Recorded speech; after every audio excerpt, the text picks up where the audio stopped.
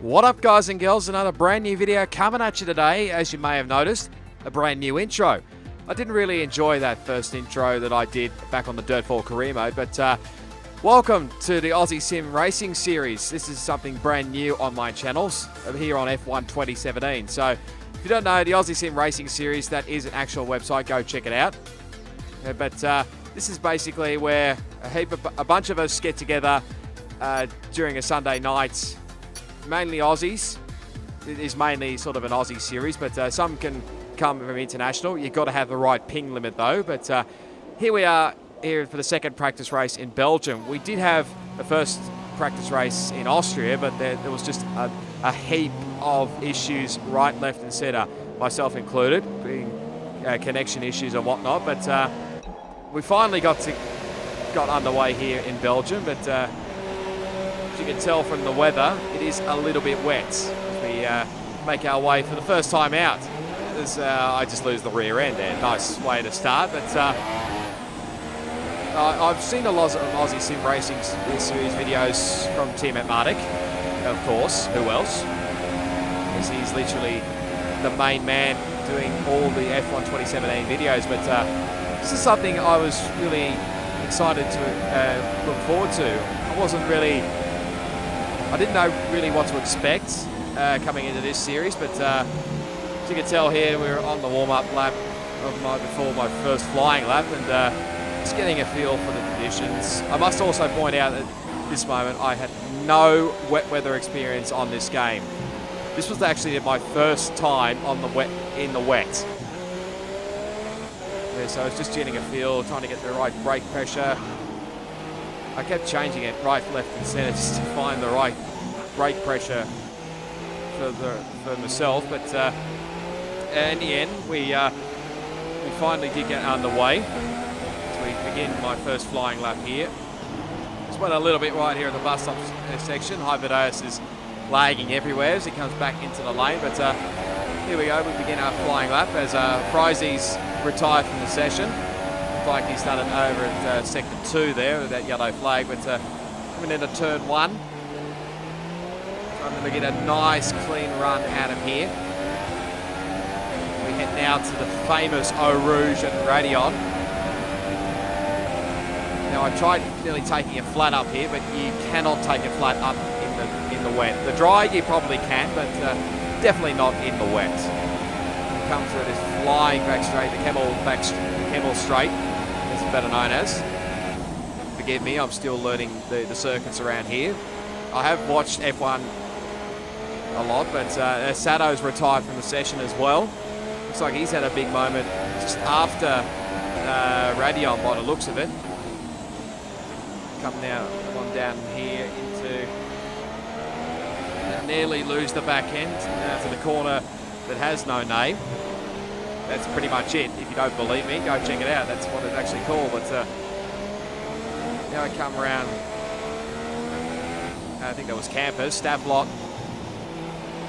Just trying to get the drive out of here. Seeing what he is prime now, sits the fastest lap. Trying to get a good run now coming into the bus stop section. About to finally complete my first lap. This was probably the longest lap I've ever done. But nearly lose the back end coming out in the final corner.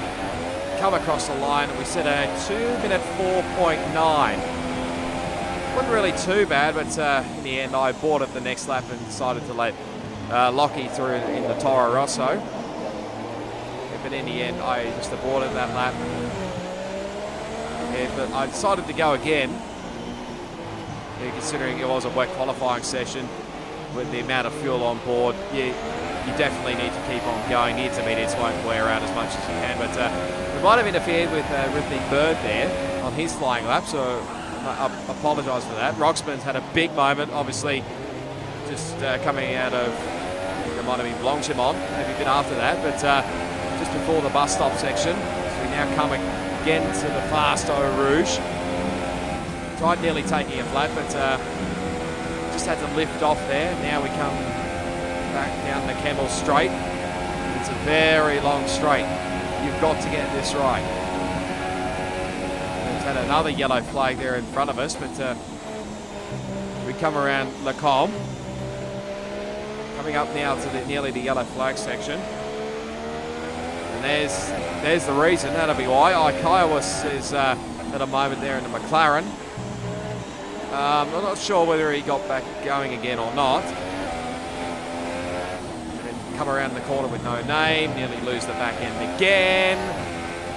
That was a big moment for me. I wasn't really gaining much time. Well, now, as you can see now, at the Delta time, it is now starting to gain. But we come towards the end of the lap. We're gaining by about 1.1 seconds. But in the end, we just corner cut that last in the bus stop chicane. And in the end, I decide to abort that lap. I could have easily gone maybe into the 2-minute 3s if I got that last corner right. But yeah, that was pretty much my qualifying done. As you can see here now, as we go to that live TV feed, Schulte to Aussie here is on the ultra soft tyres. He seemed pretty game. But at the time, we didn't think, this was us in the party chat, at the time, that the ultra softs were right at this stage. And here we go, coming around the front straight, coming down into turn 1. It's a big lock up there. He's got to try and get the power on as much as he can, and he's lost the rear. And that was pretty much his lap done and dusted.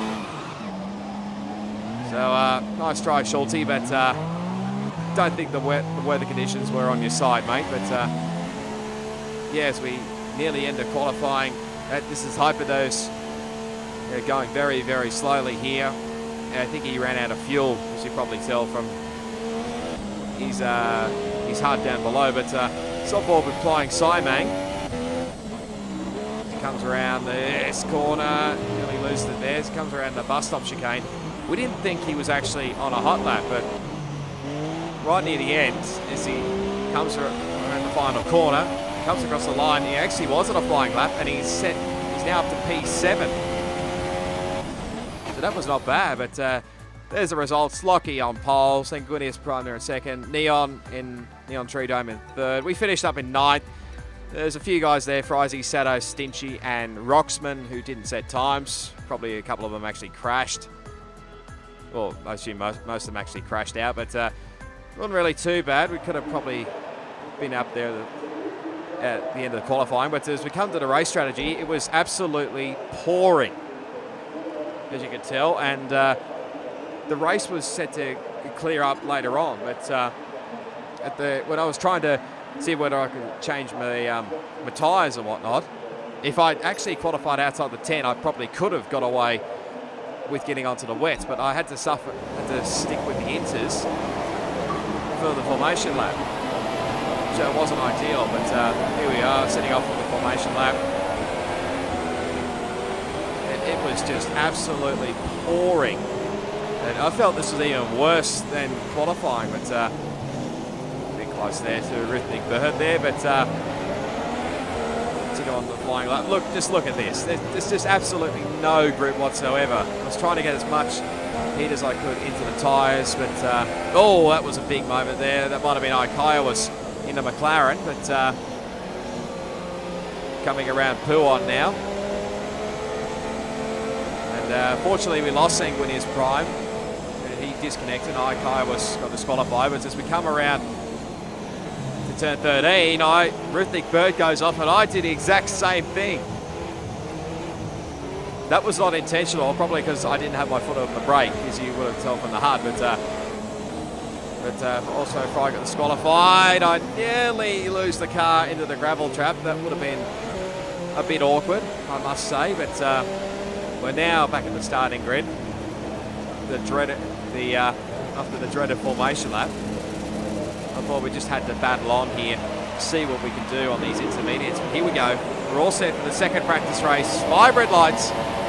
Let's do it in Belgium. It's a really good start for myself. Both McLaren boys have had a shocking start, but head down to turn 1. There's a lot of lagging moments here. Look at Ikaya was just lagging so much. Oh my goodness me. What on earth has happened there?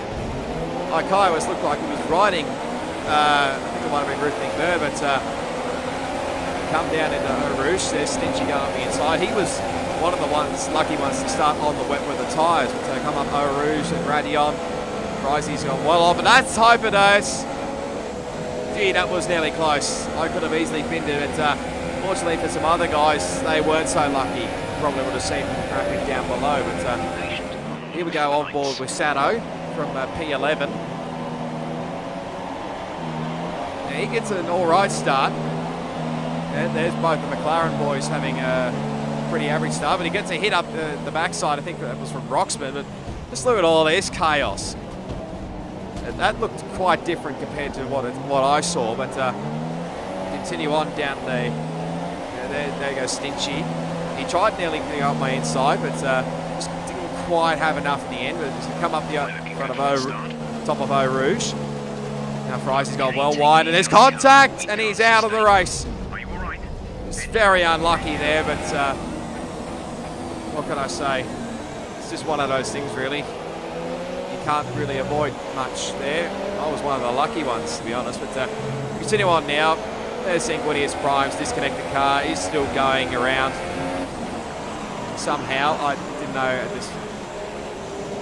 how the AI car would still be going around, but at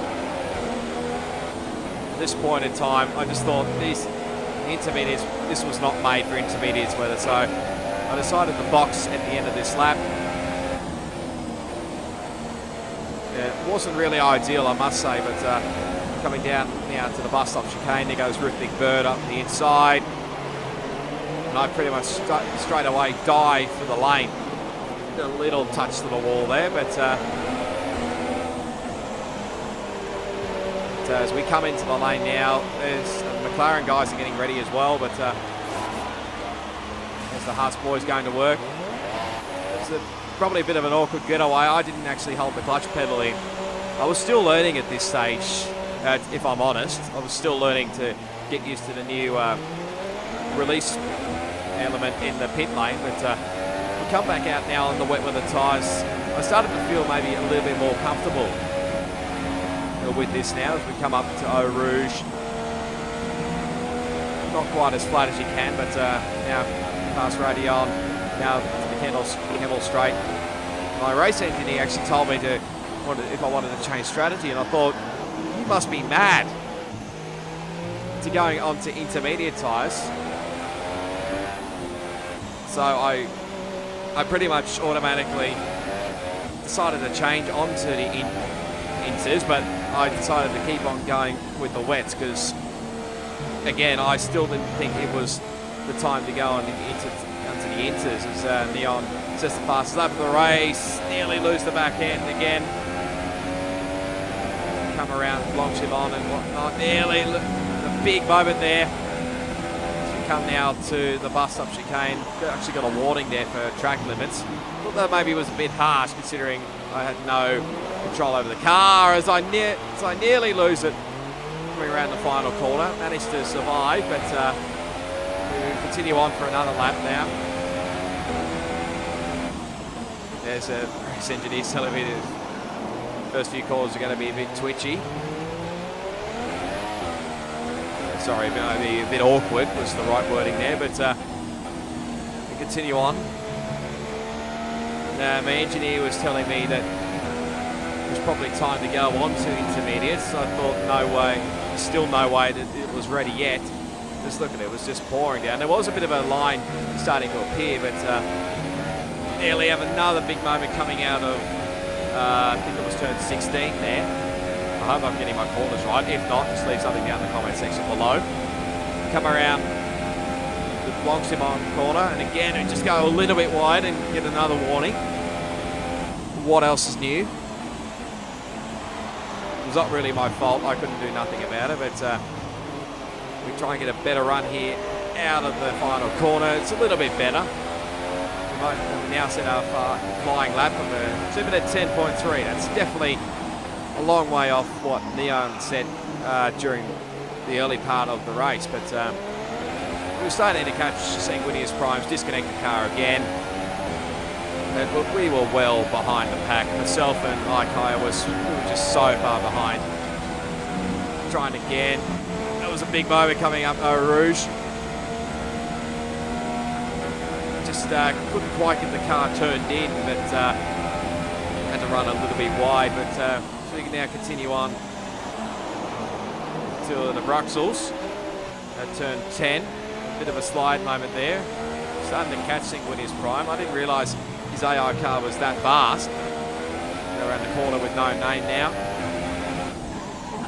And now we go through Singuinius Prime's AI-driven car. And, at this point in time, it was just, like I said earlier, there was a bit of a dry line starting to appear.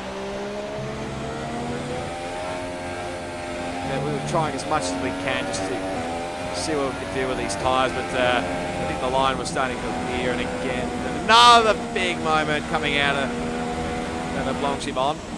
The one at Blanchimont might be before then, I don't know, but I'm just going by what the track map says. Come around the final corners. Really trying to get more power off that final corner. We're actually starting to lose time to Stinchy, who's still on the wet tyres, but just look at those guys. The leaders are actually around the corner with no name. I thought this was just going to be one of those days where I just had to survive as much as I can. Come through Eau Rouge again, have a little bit better moment there. Nearly could have easily shortcutted to them, but decided not to, because probably would have got a time penalty, but come around Lecombe, nearly lose the back end again. Coming up here to turn 10. All was going smoothly up until it just decides to freeze, and that was me finished for the race. But never fear, I do have other POVs. We're now on board with Neon Tree Dome, who set the fast lap early in the race. But as you can see, the weather did clear up later on, and Neon, this was actually a great battle between Neon and Schulte to Aussie there in second, both on different strategies. Schulte on the ultra softs, Neon on the soft tyres, but this is a battle now for second and third. See, they're well ahead of Hyperdose, so a bit close there for Neon. Coming out of now campus, has to get a good run out of there. Thinks about it, now dives up the inside and gets the move done, does Neon, but as we come around this turn 16, watch what happens here. Neon's out of the race, and it looked like Schulte gave him a big whack up the backside, but he's on board with Schulte. This is the best camera shot we could get, because this is how Schulte races in cockpit cam, but just watch what happens here. That was just a big moment there, and looked like a bit of lag in the end, but there's the results from the race. In the end, Lockie won the race from Ruthnik Bird and Schulte to Aussie. We finished up in P10, 5 laps down, as you could tell, but it wasn't ideal, but hopefully, fingers crossed, hopefully we can get the season underway in Australia very, very soon. I think this is where the video ends. If you did enjoy it, make sure you give it a big smash on that like button. Leave a comment down below. And if you haven't done so, be sure to subscribe to the channel for plenty more F1 2017 ASR videos, as well as plenty other gaming videos as well. And if you want to, you can follow me on my social media pages. All the links will be down in the description. But for the moment, guys and girls, it's goodbye, and I'll see you all next time.